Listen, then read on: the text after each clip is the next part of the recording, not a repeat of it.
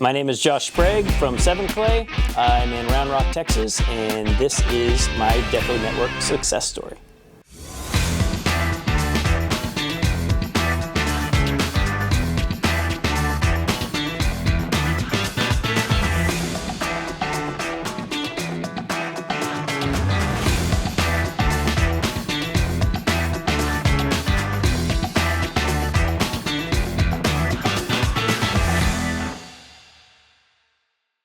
We got into the industry out of frustration with the local shops that weren't performing to levels that we expected in terms of quality. So we decided to start with our embroidery machine first, expanded to lasers, expanded to sublimation, heat transfers, screen print, and just beyond. Yeah, so our core focus here is hats. That is something that is at the bread and butter of our business. We love to embroider them, leather, PVC, sew them, you name it.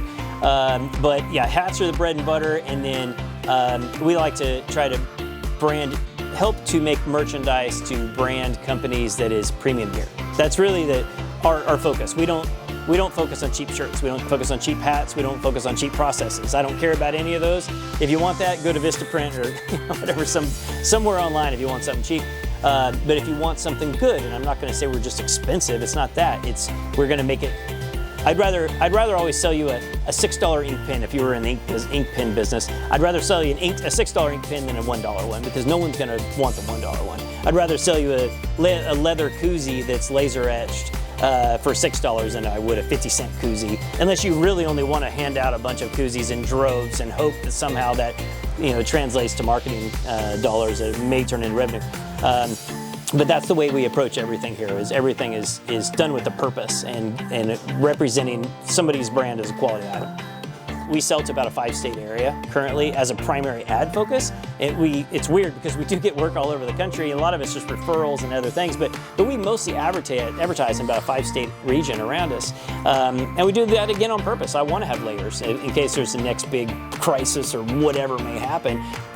So we have layers of all different industries that we work in, and I really can't say enough about how important I believe that is, rather than having one big account that's 80% of your business. We don't have that. Our biggest account is maybe 15% of our business, and that's maybe. I don't even know. I'd have to do the math to see. But we have a ton of accounts that are 0.25%, but they're great. I mean, they're consistent. A lot of them are consistent, whether it's a landscaping company or a contractor or a fashion brand or whatever. Everybody has kind of their own buying patterns, and we try to find those people that are really busy one time a year. You're like, okay, well, this industry is always busy this time of year. How about in the time when they're slow, who's busy? And then, so we try to kind of be strategic with some of those things. I ended up finding DecoNetwork through SNS, and then we tested it out as well as a few other brands, and we found the price fit us well, the functionality was what we expected, and I really like that it plugs into all the brands. I mean, we have people all the time like, why don't you have a Shopify website, because everybody can code on it. I'm like, I get it, I love Shopify, but I'd have to load 10,000 items. Deco can add a new catalog in the back end, and I can download 10,000 items on my website with 4 clicks, and that's invaluable. And that's just the truth, is that having the access to all the products is awesome. To me, I think the biggest success you can ever have in a business is documented process. And Deco really does all that for us. We don't have to document. There's tons of pieces of our business that we wrote work instructions. We have wrote work instructions with how to enter a quote, because there are different ways you can do it. And it's a nice part of hiring people. You see someone do something like, well, why are you doing it like that? Well, because that's the way it seemed logical to them. So we've documented work instructions for quote entry, for order entry. And really, once we got past there, we found the production side was pretty tight.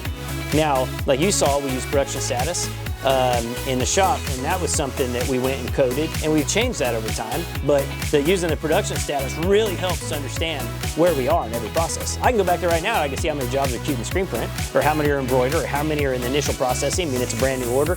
How many products have been ordered. That means they've been ordered, but they're not here yet.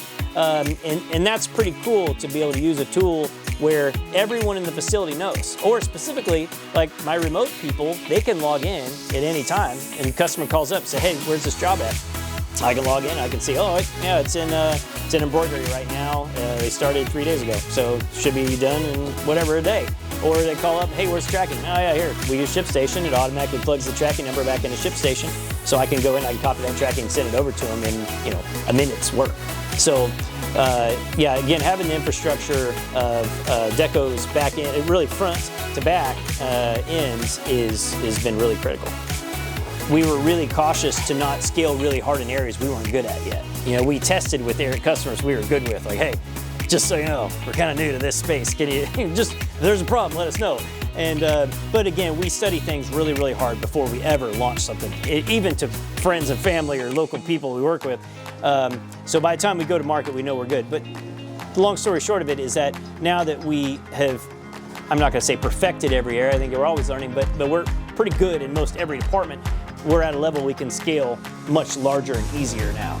So now our business is at a strategy where instead of going after a lot of the $5,000 a year accounts and whatnot, not that we're running away from them, because I do always believe in supporting the small guy, we are building up our bigger accounts. And that is a major piece of our growth strategy going into the next 5 years. So I do think we'll see blips of bigger growth spikes. We'll probably have those years. You're not always going to land the big fish, right? But that's a directive that we have from internally here we're working towards. So as we're building our layer of all the smaller businesses, we are working with the bigger ones, and we hope to have these, okay, maybe one year we're going to be up 50% or 60, but another year may only be 20, and that's okay, because it's sustainable. And that's ultimately, I think, what all of us strive for, and it's how we have so far beat the odds in 2 businesses in surviving, and I hope to continue to beat them for a very long time.